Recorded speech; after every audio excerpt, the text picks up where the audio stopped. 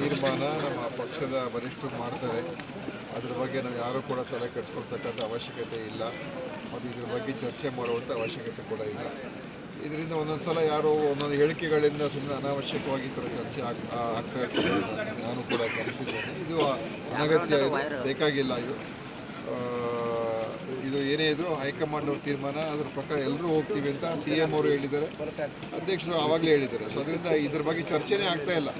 ಅದರಿಂದ ಮೊನ್ನೆ ಅವ್ರ ಮಗನೇ ಹೇಳ್ತಿದ್ದಾರಲ್ಲ ಸರ್, ಅವರು ಯಾವುದೋ ಒಂದು ಪ್ರಶ್ನೆ ಯಾವುದೋ ಮಾಧ್ಯಮದವ್ರು ಕೇಳಿದಾಗ ಏನೋ ಹೇಳಿರ್ತಾರೆ.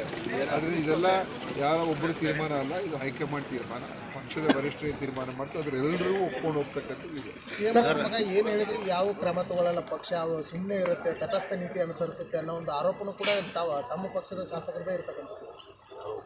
ಹೇಳ್ತಾರೆ ಬಿಡಿ, ನಮ್ಮಲ್ಲಿ ಯಾವುದೇ ರೀತಿಯ ಗುಂಪುಗಾರಿಕೆಯೂ ಕೂಡ ಇಲ್ಲ, ಭಿನ್ನಮತಗಳು ನಾವು ನೋಡಿದ್ದೀವಿ. ನಿಮ್ಮನೆ ಅಧಿವೇಶನದಲ್ಲಿ ಎಲ್ಲ ಒಗ್ಗಟ್ಟಾಗಿ CM ಅವರು DCM ಅವರು ಎಲ್ಲರೂ ಒಗ್ಗಟ್ಟಾಗಿ ಅಧಿವೇಶನ ಕೂಡ ಇತ್ತು, ಎಲ್ಲ ಕಾರ್ಯಕ್ರಮಗಳು ಕೂಡ ಇದ್ದೇವೆ, ಎಲ್ಲ ಒಟ್ಟಿಗೆನೇ ಮಾಡ್ತಾ ಇದ್ದೀವಿ. ಈಗ 5 ವರ್ಷಕ್ಕೆ ಸಿದ್ದರಾಮಯ್ಯ ಅವರು CM ಆಗಿರ್ತಾರ ಸರ್? ನೋಡಿ, ಇವೆಲ್ಲ ಪಕ್ಷದ ವರಿಷ್ಠ ತೀರ್ಮಾನ, ನಾವೇ ಹೇಳುವಂಥದ್ದಲ್ಲ. ಈಗಾಗಲೇ CM ಹೇಳಿದಾರಲ್ಲ, ಹೈಕಮಾಂಡ್ ಏನು ಹೇಳ್ತಾರೆ ಅದ್ರ ಪ್ರಕಾರ ನಾನು ಹೋಗ್ತೀನಿ ಅಂತ CM ಹೇಳಿದ್ದಾರೆ. ಸರ್ DK ಅವ್ರಿಗೋಸ್ಕರ ಕೆಲವು ಶಾಸಕರು ಪ್ರಾಣ ಬೇಕಾದ್ರೆ ಕೊಡ್ತೀವಿ ಸರ್ ಅಂತ ಇರ್ಬೋದು, ಅವ್ರ ಕೆಲವು ಫಾಲೋವರ್ಸ್ ಇರ್ಬೋದು, ಬೇರೆ ಪ್ರಶ್ನೆ, ಅದ್ರ ಬಗ್ಗೆ ನಾನು ಏನು ಹೇಳೋದು.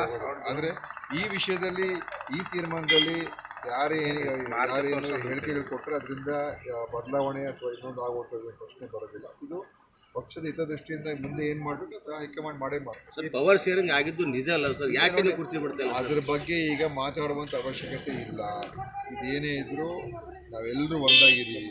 CM ಅವರು DCM ಅವರು ನಾವೆಲ್ಲರೂ ಕೂಡ ಹೈಕಮಾಂಡ್ ಹೇಳಿದ ಪ್ರಕಾರ ನಡೀತೀವಿ ಅಂತ ಹೇಳಿದ್ದಾರೆ.